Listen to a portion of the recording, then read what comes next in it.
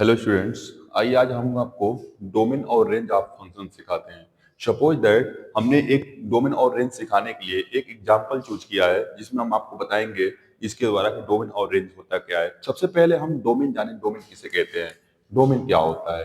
तो किसी भी फंक्शन का जो डोमेन होता है, डोमेन समझिए ये बात को, कोई भी फंक्शन दिया हो, यदि मान लो कि आपका function x square plus 1/x-1 है, यहाँ पे आप फंक्शन इस रूप में रेशनल फॉर्म में है, तो यहाँ पे ये देखना है कि यक्स जो होगा वो आपका होगा नॉट इक्वल 1, यानी 1 रखने पे यहाँ पे यदि आप यक्स की वैल्यू 1 लेते हो तो हमने यक्स की वैल्यू 1 रख दिया, तो 1 - 1 ऊपर जो भी हो रहने दो आप, इसकी वैल्यू कितनी जाएगी 0, यानी कि वह एक्स का वह वैल्यू यानी डोमेन का वह मान या रियल वैल्यू है, तो रियल नंबर में वह मान जो यहाँ पे डिनोमिनेटर प्लेस पे क्या कर दे, जीरो कर दे। जो जो नंबर रखने पर नीचे जीरो हो रहा है वह आपका रियल नंबर से एक्सपेक्टेड हो जाएगा, बाहर होगा। दूसरी बात, पहला केस ये हो गया। दूसरा केस ये समझना होता है कोई भी फंक्शन रूट्स के अंदर दिया हो, क्योंकि वहां पे दो जगह फंक्शन नॉट डिफाइन होता है, जब डिनोमिनेटर प्लेस पे आपका जीरो आ जाए तब, और जब निगेटिव यानी कि रूट के अंदर कोई ना कोई निगेटिव क्वांटिटी आए, जैसे कि निगेटिव नंबर आ जाए, जैसे माइनस में कुछ आ जाए, तो उस केस में भी आपका इन दोनों केसों में फंक्शन हमारा नॉट डिफाइन होता है। और जो जो नंबर फंक्शन को नॉट डिफाइन करता है वह डोमेन के क्राइटेरिया से बाहर रहता है। आइए इसको हम समझते हैं। अब देखो, आप ये जो क्वेश्चन दिया है, इस क्वेश्चन से आपको बिल्कुल समझ में आ जाएगा इसका सलूशन कैसे होगा। इसका सलूशन चेक करेंगे।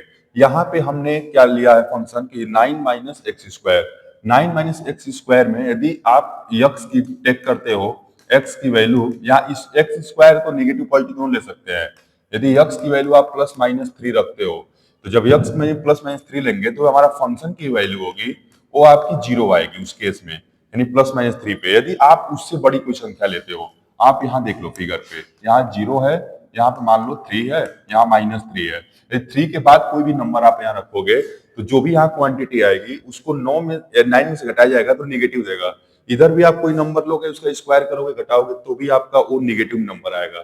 तो यानी कि कहीं ना कहीं इधर का जो पार्ट होगा, जो इधर का पार्ट, जो भी नंबर्स होंगे रियल, वो इसको फंक्शन को नॉट डिफाइन करेंगे, यानी कि इतना ही जो -3 से लेकर 3 तक जो नंबर होगा वही डिफाइन करेगा। तो इसका डोमेन जो होगा आपका, वो डोमेन आप क्या लिखेंगे, क्लोज इंटरवल -3 to 3। बात आई इसकी रेंज की। रेंज क्या होती है, तो रेंज y की वैल्यू होती है। आप कभी भी आप इसमें रखोगे, यदि मान आप दोनों मान रख लो, प्लस चाहे माइनस, तो आप, मैंने बोला है क्या आएगा, 0 आ रहा है, तो जो इसका रेंज होगा वो 0 से और कहां तक आएगा, तो पॉजिटिव हमेशा आएगा। जो रेंज की वैल्यू आएगी, +-3 पे भी क्या आ रही है, 0 आ रही है, +3 पे भी क्या आ रही है, 0 आ रही है। उससे इसके बीच कोई भी नंबर रख रहे हैं तो कहां तक जा रहा है, मैक्सिमम 3 तक जाएगा, क्योंकि 0 रखने पर 3 होगा। इसलिए जो इसकी वैल्यू होगी रेंज की, वो 0 से लेके और 3 तक होगी। इस तरह से आपको डोमेन रेंज बिल्कुल समझ में आया होगा। Thank you.